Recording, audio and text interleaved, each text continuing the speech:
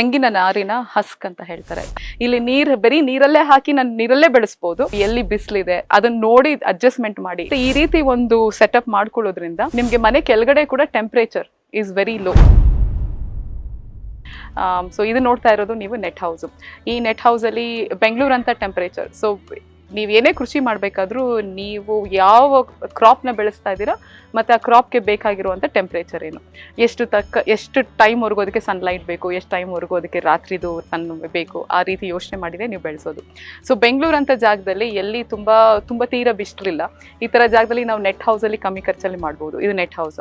ನೀವು ಮೇಲೆ ನೋಡಿರ್ತೀರ ಅಲ್ಯುಮಿನೆಟ್, ಅದು ಬಂದು ಒಂದು 7 ಡಿಗ್ರಿ ಟೆಂಪ್ರೇಚರ್ ಕಂಟ್ರೋಲ್ ಮಾಡುತ್ತೆ. ಸೊ ಸಮ್ಮರಲ್ಲಿ ನಮಗೆ ಎಲ್ಲ ಥರ ತರಕಾರಿಗಳು 365 ಡೇಸ್ ಬೆಳೆಸೋದಕ್ಕೆ ನೀವು ಈ ಥರ ನೆಟ್ ಹೌಸಸಲ್ಲಿ, ಸ್ಕ್ರೀನ್ಸಲ್ಲಿ, ಶೇಡ್ ನೆಟ್ಸಲ್ಲಿ ನೀವು you can play around based on ಯಾವ ಲೊಕೇಶನಲ್ಲಿದ್ದೀರಾ ಅಂತ. ಮತ್ತು ಈ ರೀತಿ ಒಂದು ಸೆಟಪ್ ಮಾಡ್ಕೊಳ್ಳೋದ್ರಿಂದ ನಿಮಗೆ ಮನೆ ಕೆಳಗಡೆ ಕೂಡ temperature is very low. So ನಂದು ಏನಿಲ್ಲ ಅಂತ ಹೇಳಿದ್ರು ಸಮ್ಮರು ಹೊರಗಡೆ 32 ಡಿಗ್ರಿ ಆದರೆ ನಮ್ಮ ಮನೇಲಿ ಏನಿಲ್ಲ ಅಂದರೆ ಒಂದು 28 ಡಿಗ್ರಿ ಇರುತ್ತೆ ವಿತೌಟ್ AC. ಸೊ ಇದು ನಿಮ್ಮ ಮನೇನೂ ಕೂಡ ತಂಪಾಗಿರುತ್ತೆ, ಪ್ಲಸ್ ನಿಮಗೆ ತರಕಾರಿನೂ ಕೊಡುತ್ತೆ, ಪ್ಲಸ್ ಇನ್ನೇನು ಬೇಕು ಅದಕ್ಕಿಂತ ಹೆಚ್ಚಾಗಿ. ಸೊ ಹೈಡ್ರೋಪಾನಿಕ್ಸಲ್ಲಿ ಮಣ್ಣಿನ ಅವಶ್ಯಕತೆ ಇಲ್ಲ. ನಾನು ಆಗಲೇ ಹೇಳಿದಾಗೆ ಬರೀ ನೀರಿನಲ್ಲಿ ನಾವು ಎಲಿಮೆಂಟ್ಸ್ ಮಿಕ್ಸ್ ಮಾಡಿಕೊಡೋದ್ರಿಂದ ಇಲ್ಲ. ನೀವಿಲ್ಲಿ ನೋಡಿದ ಹಾಗೆ ಇದು ಬಂದ್ಬಿಟ್ಟು ಕೊಕೋಪೀಟು. ಇದು ಬಂದು ತೆಂಗಿನ ನಾರಿನ ಹಸ್ಕ್ ಅಂತ ಹೇಳ್ತಾರೆ. ಅದನ್ನು ಗ್ರೈಂಡ್ ಮಾಡಿ ಯೂಸ್ ಮಾಡೋದು. ಹೈಡ್ರೋಪಾನಿಕಲ್ಲಿ ಇದನ್ನ ಏನಕ್ಕೆ ಯೂಸ್ ಮಾಡ್ತಾರೆ ಅಂದರೆ ನಮಗೆ ಬುಡ ಹಿಡ್ಕೊಳ್ಳೋದಕ್ಕೆ ಒಂದು ಮೀಡಿಯಮ್ ಬೇಕು. ನಾವು ಮೀಡಿಯಮ್ ಆಗಿ ಯೂಸ್ ಮಾಡ್ತೀವಿ.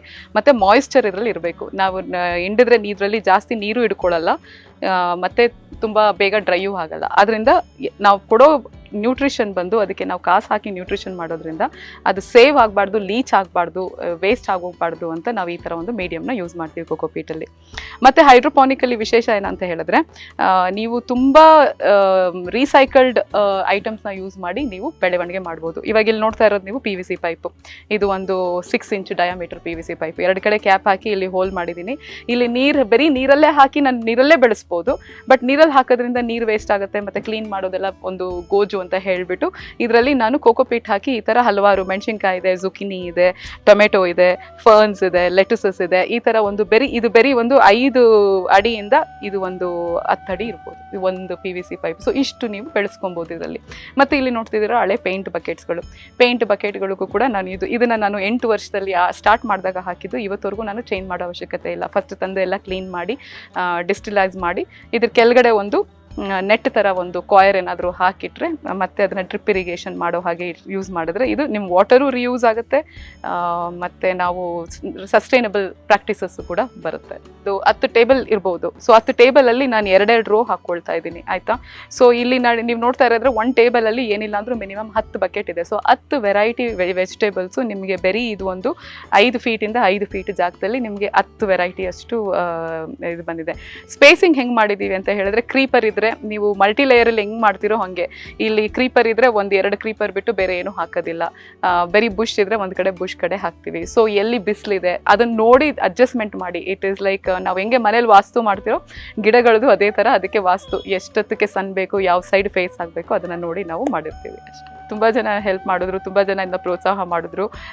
ಬಿಕಾಸ್ ಎಲ್ಲರಿಗೂ ನನ್ನ ಫ್ರೆಂಡ್ ಸರ್ಕಲ್ ಆಗಲಿ ನನ್ನ ಫ್ಯಾಮಿಲಿಯಲ್ಲಿ ಎಲ್ಲರಿಗೂ ಊಟ ಅಂದರೆ ಇಷ್ಟ. ಅದು ಕೂಡ ಇಲ್ಲಿಂದ ಬೆಳೆಸಿರೋದನ್ನ ತಕ್ಷಣ ಅಡುಗೆಯಲ್ಲಿ ಹಾಕಿ ಮಾಡೋದು ಅದ್ರ ರುಚಿನೇ ಬೇರೆ. ಸೊ ತುಂಬ ಜನ ಪ್ರೋತ್ಸಾಹ ಮಾಡಿದ್ದಾರೆ. ಅನಿತಾ ಅಂತ ನನ್ನ friend who is also my partner. So she also helps me. ಅವರು ಕೂಡ ಬಂದು ಅವಾಗವಾಗ ಕೆಲಸ ಮಾಡೋದು, ಹಾರ್ವೆಸ್ಟ್ ಮಾಡೋದು. ನಾವು GKVK ಅಲ್ಲಿ ಎಕ್ಸಿಬಿಷನ್ ಹಾಕೋದಾಗಲಿ, ಮಕ್ಕಳು ಇಲ್ಲಿ ಬಂದು ಕಲಿಯೋದಾಗಲಿ. ಮಕ್ಕಳಿಗೆ ಇವಾಗ ಪೀರಿಯೋಡಿಕ್ ಟೇಬಲ್ ಅಂತ ಹೇಳ್ಕೊಟ್ಬಿಡ್ತೀವಿ. ಬಟ್ ಆ ಪೀರಿಯೋಡಿಕ್ ಟೇಬಲ್ ಅಂದರೆ ಏನು ಅರ್ಥ ಆಗುತ್ತೆ ಅವರಿಗೆ, ನೈಟ್ರೋಜನ್ ಅಂದರೆ ಏನು ಅರ್ಥ ಆಗುತ್ತೆ. ಬಟ್ ಈ ಥರ ಸ್ಕೂಲಿಂದ ಮಕ್ಕಳುಗಳು ಕಾರ್ಯಕ್ರಮಗಳಲ್ಲಿ ಬಂದು ಮಾಡೋದ್ರಿಂದ ಅವರು ಇದನ್ನು ನ್ಯಾಚುರಲ್ ಆಗಿ ಬೆಳೆಸಿ, ಕೆಲವೊಂದು ಇಲ್ಲಿ ಮಕ್ಕಳು ಹಾಕಿ ಹೋಗಿರೋದು ಅವ್ರು ತಿರ್ಗಾ ಬಂದು ಅದನ್ನು ನೋಡ್ತಾರೆ. ಅದು ಒಂದು ಲೈಫ್ ಸೈಕಲ್ ಸಿಟಿಯಲ್ಲಿ ಬಿಲ್ಡ್ ಆಗೋ ರೀತಿಯಲ್ಲಿ. ಸೊ ಈ ರೀತಿ ಫ್ರೆಂಡ್ಸು, ಫ್ಯಾಮಿಲೀಸ್ ಎಲ್ಲ ತುಂಬ ಜನ ಇದೊಂದು ಜಾಗಕ್ಕೆ ತಕ್ಕ ಮಟ್ಟಿಗೆ ನಾವು ಇವತ್ತು ಕಂಪನಿ ಕೆಲಸ ಮಾಡ್ತಾ ಇದೆ ಅಂದರೆ ಇವ್ರದೆಲ್ಲ ಹೆಲ್ಪು, ಆಶೀರ್ವಾದ, ಸಹಾಯದಿಂದನೇ ಆಗಿದೆ. So here is my friend Anita. ನಾನು ಒಂದು ತುಂಬ ವರ್ಷದಿಂದ ಒಡನಾಟ. ಆ್ಯಂಡ್ ಊಟ ಅಂದರೆ ನಮ್ಮಿಬ್ರಿಗೂ ಆಸಕ್ತಿ. ಸೊ ಅದೇ ಆಸಕ್ತಿಯಿಂದ ಫ್ರೆಂಡ್ಶಿಪ್ಪಿಂದ ಹೋಗಿ ನಾವು ತಿಂದು ಇವಾಗ ಬೇರೆಯವ್ರಿಗೂ ಒಳ್ಳೆ ರೀತಿಯಾಗಿ ಬೆಳೆಸಿ ತಿನ್ನಿಸೋ ಅನ್ನೋ ಒಂದು ಪ್ರಯತ್ನದಲ್ಲಿ ಅವಳು ಕೂಡ ನನ್ನ ಜೊತೆ ಸಾಥಿಯಾಗಿದ್ದಾಳೆ. So that's Anita. ನಮಸ್ತೆ. What inspired me to join Vinaya ಅಂತ ಹೇಳಿದರೆ, ಅವಳು ಸ್ಯಾಲೆಡ್ ಪ್ರಿಯೆ, ನಾನಂತೂ ತುಂಬ ಸ್ಯಾಲೆಡ್ ಪ್ರಿಯೆ.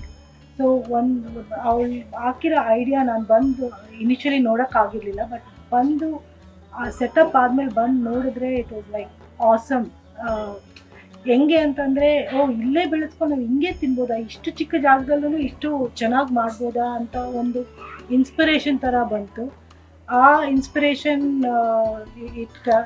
ನಮ್ಮ ಫ್ರೆಂಡ್ಶಿಪ್ ಮಧ್ಯೆ ಇಟ್ ಬಿಕೇಮ್ ಲೈಕ್ ನೋಡಿ, ಬೇರೆಯವ್ರ ಜೊತೆಗೆ ಆಚೆ ಹೋಗ್ಬೇಕಂದ್ರೆ ಎಲ್ಲಿ ಹೋಗ್ತೀವಿ, ಮಾಲ್ಗೆ ಹೋಗ್ತೀವಿ, ಅಲ್ಲಿ ಹೋಗ್ತೀವಿ, ಹಾಳು ಮೂಳು ತಿಂತೀವಿ. ಬಟ್ ಇಲ್ಲಿ ಬಂದರೆ ನಾವು ಮಾಡ್ತಾ ಇರೋ IT ಕೆಲಸಕ್ಕೆ ಇಟ್ಸ್ ಸೋ ಸ್ಟ್ರೆಸ್ ಫ್ರೀ ಅನಿಸುತ್ತೆ. ಇಲ್ಲಿ ಬಂದು ಒಂದು 2 ದಿನ ಹೆಲ್ದಿ ಆ್ಯಸ್ ವೆಲ್.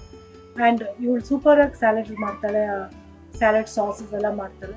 ಸೊ ಆ ಇನ್ಸ್ಪಿರೇಷನ್ ತಗೊಂಡು ವಿ ಹ್ಯಾವ್ ಬಿಕಮ್ ಪಾರ್ಟ್ನರ್ಸ್ ನಾವು to show the world, outside world, that this is how it is. ಈ ಥರ ನಾವು ಚಿಕ್ಕದಾಗಿ ಮಾಡಿಕೊಂಡು we can sustain with our own growing terrace garden ಅಂತ ಇನ್ಸ್ಪಿರೇಷನ್. ಹೋಮ್ ಕೆಫೆಗೆ ಬಂದಿರುವ ಕರ್ನಾಟಕ ನ್ಯೂಸ್ ಬೀಟ್ ಅವ್ರಿಗೆ ನನ್ನ ಹೃದಯಪೂರ್ವಕ ಕೃತಜ್ಞತೆಗಳು. ಈ ಒಂದು ಎಪಿಸೋಡ್ ಏನಿದೆ, ತುಂಬ ಜನ ಯವನಸ್ಥರು ಊರು ಬಿಟ್ಟು ಸಿಟಿಗೆ ಬಂದು ತಮ್ಮ ಹೊಲಗದ್ದೆಗಳನ್ನ ಬಿಟ್ಟು ಬರ್ತಾ ಇರೋದನ್ನ ನಿಲ್ಲಿಸಿ ತಮ್ಮಿರೋ ಜಾಗಗಳನ್ನ ಉಪಯೋಗಿಸ್ಕೊಳ್ಳಿ. ನಾವು ತುಂಬ ಎಕ್ಸಸ್ಸಲ್ಲಿ ಬೆಳಿತೀವಿ. It is also A healing cafe ನಮ್ಮದು. ಸೊ ನಾವು ಇದನ್ನು ಸ್ಯಾಲೆಡ್ ಪ್ಯಾಕಿಂಗ್ ಮಾಡಿ ನಾವು ಸ್ಯಾಲೆಡ್ ಸಬ್ಸ್ಕ್ರೈಬ್ ಮಾಡ್ತಾರೆ. ಸೊ ಇದು ಪ್ರತಿ ವೀಕು ಸಬ್ಸ್ಕ್ರೈಬ್ ಮಾಡುವಂಥವ್ರು, ಸಬ್ಸ್ಕ್ರೈಬ್ ಮಾಡೋರಿಗೆ ನಾವು ಇದನ್ನು ಯೂಸ್ ಮಾಡ್ತೀವಿ. ಜನರಲಿ ನಾವು ಇಲ್ಲಿ ಬರೋದಿಲ್ಲ, ನಾವು ಇಲ್ಲಿ ಯೂಶ್ವಲಿ ಇವೆಂಟ್ಸ್ ಮಾತ್ರ ಆರ್ಗನೈಸ್ ಮಾಡಿಸ್ತೀವಿ. ಯಾವಾಗ ನಾವು ಹಾರ್ವೆಸ್ಟ್ ಮಾಡಿದಾಗ ಕರೆದು ಹಾರ್ವೆಸ್ಟ್ ಮಾಡಿಸಿ ಮಕ್ಕಳಿಗೆ ಸ್ಕೂಲಲ್ಲಿ ಅವ್ರ ಕೈಯಲ್ಲೇ ಸ್ಯಾಲೆಡ್ ಮಾಡಿಸೋ ಹಾಗೆ ಏನಾದರೂ ಆ್ಯಕ್ಟಿವಿಟಿ ಹೋಸ್ಟ್ ಮಾಡಿದಾಗ ಮಾತ್ರ ಇಲ್ಲಿ ಇವೆಂಟ್ ಬೇಸ್ಡ್ ಮಾತ್ರ ಇನ್ವೈಟ್ ಮಾಡ್ತೀವಿ. ಅಲ್ದಿದ್ರೆ ಇಲ್ಲಿಂದ ನಾವು ಬೆಳೆಸೋದನ್ನು ನಾವು ಸ್ಯಾಲೆಡ್ ಬಾಕ್ಸ್ ಮಾಡಿ ನಮ್ಮ ಕಸ್ಟಮರ್ಸ್ಗೆ ಪ್ರತಿದಿನನಿತ್ಯ ಅವ್ರಿಗೆ ಲಂಚ್ಗೆ ಹೋಗುತ್ತೆ. ನೀವು ಇದನ್ನ ಡ್ರಿಪ್ ಇರಿಗೇಷನ್ನು ಕೆಲವೊಂದು ಸೆಮಿ ಆಟೋಮೆಟಿಕ್ ಮಾಡಿಕೊಂಡ್ರೆ ಪಾರ್ಟ್ ಟೈಮ್ ಇಟ್ಕೊಂಡು ಕೂಡ ಮಾಡಿಸ್ಕೊಬೋದು. ಯಾಕಂದರೆ ಪ್ರೂನಿಂಗ್ ಇದ್ದೇ ಇರುತ್ತೆ. ನೀವೇ ಮಾಡ್ತೀರಾ, ಆಸಕ್ತಿ ಇದೆ ಅಂತ ಹೇಳಿದ್ರೆ ಅವಶ್ಯಕತೆ ಇಲ್ಲ ಅಂತ ಹೇಳಿದ್ರೆ ಅಟ್ಲೀಸ್ಟ್ ನೀವು ದಿನಕ್ಕೆ ಅಟ್ಲೀಸ್ಟ್ ಒಂದು ಅರ್ಧ ಗಂಟೆ ಆದರೂ ಗಿಡಗಳನ್ನ ಬೆಳಗ್ಗೆ ಸಾಯಂಕಾಲ ನೋಡಲೇಬೇಕಾಗುತ್ತೆ. ಡಿಸ್ಅಡ್ವಾಂಟೇಜ್ ಅಂತ ಇವತ್ತವರೆಗೂ ಏನೂ ಅನಿಸಿಲ್ಲ. ಸ್ಟಾರ್ಟಿಂಗಲ್ಲಿ ಇಂಪ್ಲಿಮೆಂಟ್ ಮಾಡಬೇಕಾದ್ರೆ ಇದನ್ನು ಸ್ವಲ್ಪ ಮೇಲೆ ನೀರು ಬರೋದಾಗಲಿ ಅಥವಾ ಅರೇಂಜ್ಮೆಂಟ್ ಮಾಡೋದಾಗಲಿ, ಮೇಲಿಂದ ನೀರು ತಂದು ಹಾಕೋದು, ಅದೆಲ್ಲ ಪ್ರಾಬ್ಲಮ್ ಇತ್ತು. ಒಂದ್ಸತಿ ನಾವು ಯಾವಾಗ ಒಂದು ಪ್ರಾಸೆಸ್ ಕಂಡಿಡ್ಕೊಂಡು ಡ್ರಿಪ್ ಇರಿಗೇಷನ್ ಎಲ್ಲ ಮಾಡಿದ್ಮೇಲೆ ನನಗೆ ನೀರು ಸೇವ್ ಆಗುತ್ತೆ. ವೇಸ್ಟ್ ಆಗಿರೋ ನೀರು ನನಗೆ ಇದು ಹೊರಗಡೆ ಮಣ್ಣಲ್ಲಿ ಮಾಡಿರೋ ನಾನ್ ನ್ಯಾಚುರಲ್ ಕೃಷಿಗೆ ಯೂಸ್ ಆಗುತ್ತೆ. ನಾವು ಮನೇಲಿರೋ ವೇಸ್ಟ್ ಎಲ್ಲ ಕೂಡ ನಮ್ಮದು ಗಾರ್ಬೇಜ್ ರಿಯೂಸ್ ಆಗುತ್ತೆ. ಸೊ ನನಗೆ ಆ್ಯಕ್ಚುಲಿ ನೀವು ತಿಂಗಳಿಗೆ ಏನಿಲ್ಲ ಅಂದರೂ, ನೀವು ವಾರಕ್ಕೆ ಏನಿಲ್ಲ ಅಂದರೂ 500,000 ರೂಪಾಯಿವರೆಗೂ ತರಕಾರಿ ಹಣ್ಣುಗಳಿಗೆ ಖರ್ಚು ಮಾಡಿದ್ರೆ ನಂದು ಏನಿಲ್ಲ ಅಂದರೂ ಮೇ ಬಿ ನಾನು 200-300 ರೂಪಾಯಿ ಖರ್ಚು ಮಾಡ್ಕೊಬೋದು. ಯಾಕಂದರೆ ಎಲ್ಲ ಬೆಳೆಸೋಕ್ಕಾಗಲ್ಲ ಟೆರೆಸಲ್ಲಿ. ನಾನು 200-300 ರೂಪಾಯಿ. ಸೊ ಅಷ್ಟು ಸೇವಿಂಗ್ಸ್ ಅಂತೂ ಇದ್ದೇ ಇರುತ್ತೆ. ಹೆಣ್ಮಕ್ಳಿಗೆ ಅಷ್ಟು ಮಾಡಿದ್ರೆ ಎಷ್ಟು ದೊಡ್ಡ ವಿಷಯ. ಈ ಏರಿಯಾ ಒಂಥರ ಇಟ್ ಇಸ್ ಲೈಕ್ ಮಕ್ಕಳಿಗೂ ಕೂಡ ಬಂದು ಕಲಿಯೋದಾಗ್ಲಿ, ಅವ್ರು ನೋಡೋದಾಗ್ಲಿ, ಮಾತಾಡ್ಸೋದಕ್ಕೆ ಮತ್ತೆ ಒಂದು ಟಾಪಿಕ್ ಆಗಲಿ, ಮತ್ತೆ ಅವರು ಕೂಡ ಪ್ರೋತ್ಸಾಹದಿಂದ ಅವರು ಕೂಡ ಪಕ್ಕದ ಕಾಂಪೌಂಡಲ್ಲಿ ಅವರು ಬೆಳೀತಾ ಇದ್ದಾರೆ ತಕ್ಕ ಮಟ್ಟಿಗೆ. ಮತ್ತೆ ಎಕ್ಸ್ಚೇಂಜು ಆಗುತ್ತೆ. ನಾವು ಬೆಳೆಸಿರೋದು ಸ್ವಲ್ಪ ಜಾಸ್ತಿ ಬೆಳೆಸಿದ್ರೆ ಅವ್ರಿಗೂ ಕೊಡೋದಾಗ್ಲಿ. ಸೊ ಅವ್ರಿಗೂ ಕೂಡ ಆಸಕ್ತಿ ಬರುತ್ತೆ. ಇಟ್ ಇಸ್ ಲೈಕ್ ನಾವು ಇಷ್ಟು ಜಾಗದಲ್ಲಿ ಈ ಥರ ಸಿಮೆಂಟ್ ಹಾಕಿಟ್ಕೊಳ್ಳೋ ಬದಲು ಏನಿಲ್ಲ ಅಂದ್ರೂ ಒಂದು 4 ಪಕ್ಷಿಗೆ ಜಾಗ ಕೊಡುವಂಗಾಗುತ್ತೆ ಅಂತ. ಸೊ ಹೈಡ್ರೋಪಾನಿಕ್ಸಲ್ಲಿ ಗೊಬ್ಬರದ ಅವಶ್ಯಕತೆ ಇಲ್ಲ. ಯಾಕಂದರೆ ಗೊಬ್ಬರ ಏನಕ್ಕೆ ಬೇಕು, ನಿಮಗೆ ಭೂಮಿಯಲ್ಲಿ ಒಂದು 16-17 ಅಂತ ಒಂದು ಅಂಶ ಬೇಕು. Nitrogen, potassium, phosphorus, magnesium, zinc, ಈ ಥರ ಒಂದು 16 ಅಂಶ ಬೇಕು. ಕೆಲವನ್ನ ಮ್ಯಾಕ್ರೋನ್ಯೂಟ್ರಿಯೆಂಟ್ಸ್ ಅಂತೀವಿ, ಮೈಕ್ರೋನ್ಯೂಟ್ರಿಯೆಂಟ್ಸ್ ಅಂತೀವಿ, ಕೆಲವನ್ನ ಟ್ರೇಸ್ ಎಲಿಮೆಂಟ್ಸ್ ಅಂತೀವಿ. ಒಂದು 0.01 mg ಅಷ್ಟು ಬೇಕಾಗಿರೋ ಜಿಂಕ್, ಮ್ಯಾಗ್ನೀಷಿಯಂ ಎಲ್ಲ ಇರುತ್ತೆ. ಸೊ ಈ ಅಂಶ ನಾವೇನು ಮಾಡ್ತೀವಿ, ನ್ಯಾಚುರಲ್ ಫಾರ್ಮಿಂಗಲ್ಲಿ ನಾವು ಅದನ್ನು ಗೊಬ್ಬರದ ಮೂಲಕ ರೀಪ್ಲೆನಿಶ್ ಮಾಡ್ತೀವಿ. ಹೂವು ಬೀಳ್ತಾ ಇದೆ, ಸರಿ ಹೂವು ಬಿಡ್ತಾ ಇಲ್ಲ, ಕಾಯಿ ಬಿಡ್ತಾ ಇಲ್ಲ ಅಂದರೆ ನೀವು ಬನಾನಾ ಪೀಲೇನೋ ಹಾಕ್ತೀರಾ ಫ್ಲವರ್ ಬಿಡೋದಕ್ಕೆ, ಬಾಳೆಹಣ್ಣು ಸಿಪ್ಪೆ.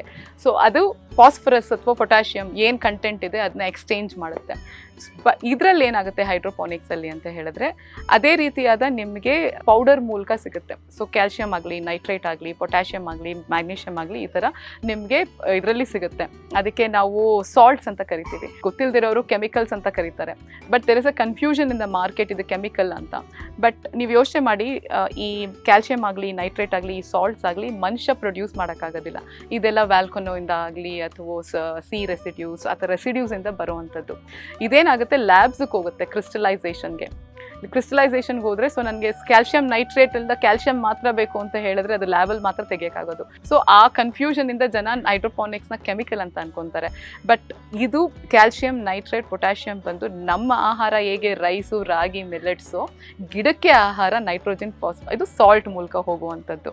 ಸೊ ಇದಕ್ಕೆ ನಾವು ಈ ಸಾಲ್ಟನ್ನು ಒಂದು ಮೆಷರ್ಮೆಂಟಲ್ಲಿ ಯಾವ ಗಿಡ ಬೆಳೆಸ್ತಾ ಇದ್ದೀವೋ ಆ ಗಿಡದ ಲೈಫ್ ಸೈಕಲ್ ತಕ್ಕಾಗಿ ನಾವು ನೀರಲ್ಲಿ ಮಿಕ್ಸ್ ಮಾಡಿ ಅದರ ಲೈಫ್ ಸೈಕಲ್ವರೆಗೂ ನಾವು ಇನ್ಕ್ರೀಸ್ ಮಾಡಿ ಡಿಕ್ರೀಸ್ ಮಾಡಿ ನೋಡ್ಕೊಂಡು ಹೋಗ್ತೀವಿ. ಇದ್ರ ಮೆಷರ್ಮೆಂಟ್ ಬಂದು salt measurement total dissolved salt TDS ಅಂತ ಹೇಳ್ತಾರೆ, ಅಥವಾ ಎಲೆಕ್ಟ್ರಿಕಲ್ ಕಂಡಕ್ಟಿವಿಟಿ ಅಂದರೆ ನೀರಲ್ಲಿ ಎಷ್ಟು ಉಪ್ಪಿನಾಂಶ ಇದೆ ಅಂತ ಕಂಡುಹಿಡಿಯೋದಕ್ಕೆ ಅದಕ್ಕೆ TDS ಮೀಟರ್ ಅಥವಾ EC ಮೀಟರ್ ಅಂತ ಹೇಳ್ತಾರೆ. ಇದರಿಂದ ಮೆಷರ್ ಮಾಡಿ ಮಾಡಿ ನಾವು ಪ್ರತಿ ವಾರ ಅದನ್ನು ನಾವು ಇನ್ಕ್ರೀಸ್ ಮಾಡ್ಕೊಂಡು ಹೋಗ್ತೀವಿ. ಹಣ್ಣು ಆಗೋಯ್ತು ಅದರ ಲೈಫು ಅಂದರೆ ಡಿಕ್ರೀಸ್ ಮಾಡ್ಕೊಂಡು ಬರ್ತೀವಿ. ಆ ರೀತಿ ಹೈಡ್ರೋಪಾನಿಕ್ಸಲ್ಲಿ ಮಾಡುವಂಥದ್ದು.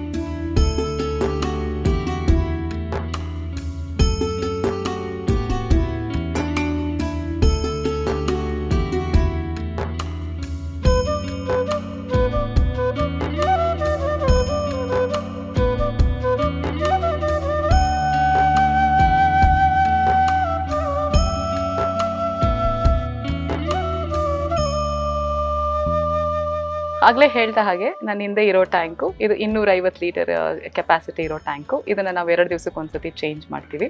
ಇಲ್ಲಿ ನೋಡ್ತಾ ಇರೋದು ನೀವು ABC ಟ್ಯಾಂಕ್ ಅಂತ ನಾವು ಕ್ರಿಯೇಟ್ ಮಾಡಿರ್ತೀವಿ. ಈ ABC ಟ್ಯಾಂಕ್ ಏನಂದರೆ ಇದು ಟೆಂಪ್ರೇಚರ್ ಕಂಟ್ರೋಲ್. ಇಲ್ಲಿ ಹಾಕಿರೋದು ಬಂದು ಅಲ್ಯುಮಿನೇಟ್ ಅಂತ ಹೇಳ್ತೀವಿ. ಇದು 7 ಡಿಗ್ರಿ ಟೆಂಪ್ರೇಚರ್ ಕಂಟ್ರೋಲ್ ಮಾಡುತ್ತೆ, ಸೊ ಕಮ್ಮಿ ಮಾಡುತ್ತೆ ನಮಗಿದು. ಈ ಕಾನ್ಸಂಟ್ರೇಟೆಡ್ ಸೊಲ್ಯೂಷನ್ ಏನಿದೆ ಇದು ಒಂದು 22 ಡಿಗ್ರಿಗಿಂತ ಕಮ್ಮಿಯಲ್ಲಿ ಇರಬೇಕು, 18 to 22 ಡಿಗ್ರಿ. ಯಾಕಂದ್ರೆ ಅಂದರೆ ಇದು ಎವಾಪ್ರೇಟ್ ಆಗೋಗ್ಬಿಡುತ್ತೆ. ಸೊ ಇದನ್ನು ನಾವು 4 ಲೀಟರು ನಾವು 250 ಟ್ಯಾಂಕ್ಗೆ ಮಿಕ್ಸ್ ಮಾಡಿದ್ರೆ ಇದರಲ್ಲಿ ಸಾಯಿಲಲ್ಲಿ ಏನೇನು ಅಂಶ ನಾನು ಹೇಳಿದ್ನೋ ಆ ಅಂಶ ಎಲ್ಲ ಇದರಲ್ಲಿ ಮಿಕ್ಸ್ ಆಗಿರುತ್ತೆ. ಇದನ್ನು ನಾವು ಡೈಲ್ಯೂಟ್ ಫಾರ್ಮಲ್ಲಿ ಮಿಕ್ಸ್ ಮಾಡೋದ್ರಿಂದ ಎವಾಪ್ರೇಟು ಆಗೋದಿಲ್ಲ. ನಾವು ಈ ಥರ ಒಂದು TDS ಮೀಟರ್ ಅಥವಾ EC ಮೀಟರಿಂದ ಎಷ್ಟು ಬೇಕೋ, ಇವಾಗ ಟೊಮೆಟೊ ಗಿಡ ಸ್ಟಾರ್ಟ್ ಮಾಡಿದ್ರೆ ನೀವು 600 TDS ಕೊಟ್ಟರೆ ಅದು ಫುಲ್ ಫ್ರೂಟ್ ಬರಬೇಕಾದ್ರೆ ನೀವು 2000 TDS ಕೊಡ್ತೀರಾ. ನೀವು ಮುಗಿಸ್ಬೇಕಾದ್ರೆ ಒಂದು ತಿರ್ಗಾ ವಾಪಸ್ 600 ತಂದು ಆ ಗಿಡನ ತೆಗೆದು ಹಾಕ್ತೀರಾ. ಆ ರೀತಿಯಲ್ಲಿ ನಾವು ಪ್ರತಿ ವಾರ ಇದನ್ನು ಮೆಷರ್ ಮಾಡಿ ವಾಟರ್ನ ಚೇಂಜ್ ಮಾಡಿ ಯೂಸ್ ಮಾಡ್ತಾ ಇರ್ತೀವಿ. ಸೊ ನಾವು ಬೆಳಗ್ಗೆ ಒಂದು ಡ್ರಿಪ್ ಇರಿಗೇಷನ್ ಸೈಕಲ್ ಇರುತ್ತೆ, ಸಾಯಂಕಾಲ ಒಂದು. ಸೊ ಬೆಳಗ್ಗೆ ಒಂದು 8:30, ಸಾಯಂಕಾಲ ಒಂದು 4 ಗಂಟೆ 4:30 ಒಂದು ರೌಂಡು. ಸೊ ಒಂದು 15 ಮಿನಿಟ್ಸ್ ಆನ್ ಮಾಡಿರ್ತೀವಿ. 15 ಮಿನಿಟ್ಸಲ್ಲಿ ಎಲ್ಲದಕ್ಕೂ ನೀರು ಆಗ್ಬಿಡುತ್ತೆ.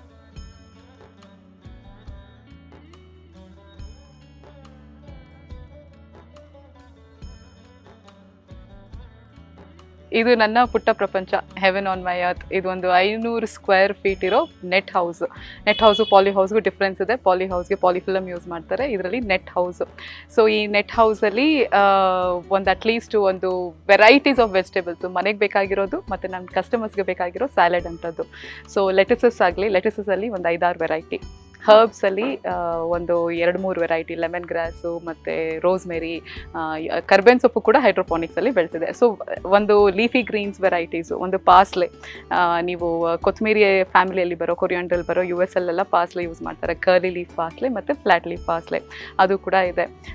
ಜುಕಿನಿ, ಸೌತೆಕಾಯಿ, ಹೀರೆಕಾಯಿ, ಟೊಮೆಟೊ, ಚೆರಿ ಟೊಮೆಟೊ, ನಾಟಿ ಟೊಮೆಟೊ, ಮತ್ತು ಮಲ್ಬರಿ ಫ್ರೂಟ್ ಕೂಡ ಇದೆ, ನಿಂಬೆಹಣ್ಣಿದೆ, ಗಜನಿಂಬೆ ಇದೆ, ಬದನೆಕಾಯಿ ಇದೆ, ಅರಿಶಿನ ಇದೆ, ಫ್ಲ್ಯಾಟ್ ಲೀಫ್ ಪಾಸ್ಲೆ ಇದೆ.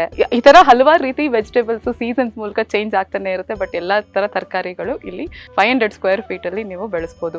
ದಿನಕ್ಕೆ ಏನಿಲ್ಲ ಅಂತ ಹೇಳಿದ್ರು ನೀವು minimum 2 kilo assorted vegetables harvest ಮಾಡ್ಬೋದು. ನೀವು ಎಲೆ, ಸೊಪ್ಪು ಮತ್ತು ತರಕಾರಿ ಸೇರಿಸಿ 2 ಕಿಲೋ ಅಷ್ಟು ನಿಮಗೆ 500 ಸ್ಕ್ವೇರ್ ಫೀಟಲ್ಲಿ ಆರಾಮ್ಸೆ ಬರುತ್ತೆ.